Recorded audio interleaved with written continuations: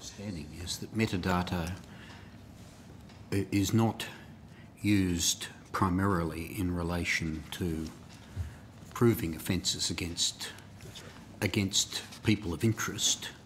It is in fact used to discover who might be of interest to undertake further inquiries.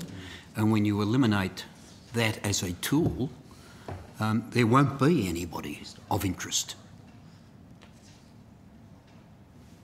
Okay. Was that a question? Sorry?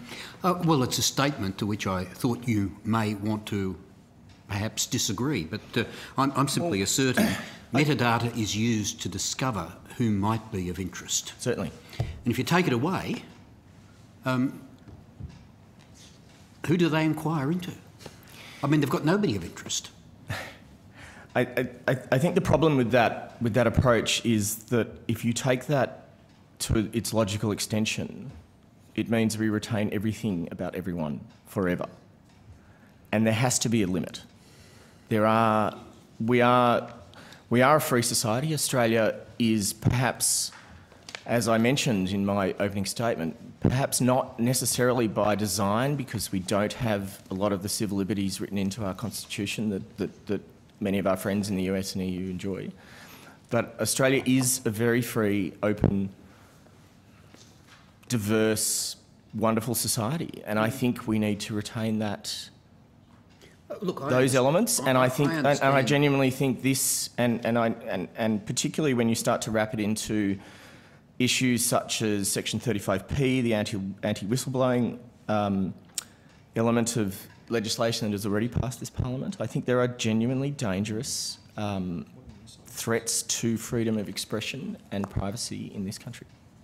Well, there may be, but, you know, I mean, you argue this in terms of human rights. I do. I would put it to you that the right to life, which is a human right, is of fundamentally greater importance than the right to privacy. Absolutely. And you said that to me last time I appeared before this committee, sir. So in terms of counter-terrorism investigations, which are likely to protect people's lives, I wouldn't want to lightly give it away.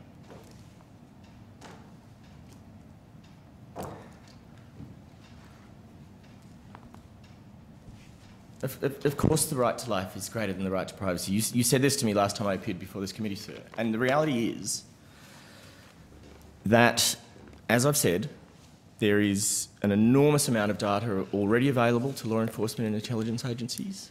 There are already very broad powers, as you would yourself be well aware, available to law enforcement and intelligence agencies. There are the data preservation notices, which allow them to order telco and ISP to retain both content and communications data on any person of interest for a 3-month period. Yep, in relation to a person of our interest. point is not that this information is not valuable. No. Our point is that an indiscriminate society-wide mandatory data retention scheme that's in relation to a person of interest. Far.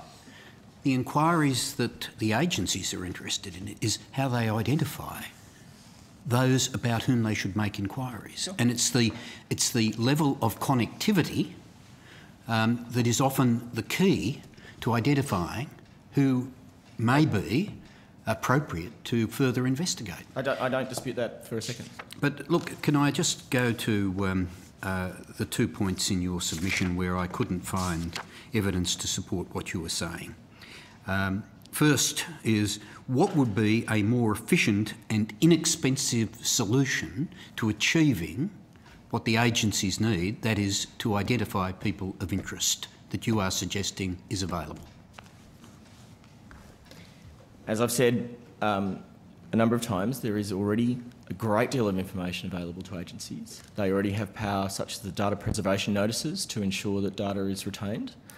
The reality is that this sort of what we can loosely term as signals intelligence will never be as powerful as the human intelligence that our intelligence agencies are really good at.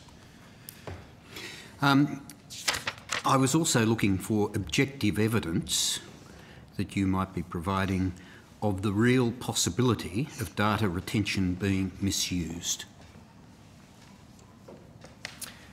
How long have you got? Well, I mean, I read the submission. No. That's a fair question, the sir, objective, the objective evidence of the data that is now retained being misused? Data is misused every day all over the world. We know from Edward Snowden that analysts within the National Security Agency in the United States routinely used this sort of information to stalk potential and current lovers. They even had a term for it. They called it love int. And they only know that by their own admission because people told them that they did it. There was no other mechanism for this to be detected. We know there's an example from, I believe, Ireland, where a member of the Garda there, their federal police agency, had done the same thing, had used this sort of information to stalk a former lover. We know, for example, there is some evidence that, the Victoria Police has been, at least at some point in the past, infiltrated by bikie gangs. That sort of information being available to those sort of organised crime figures is a very real and very serious threat to the security of all Australians.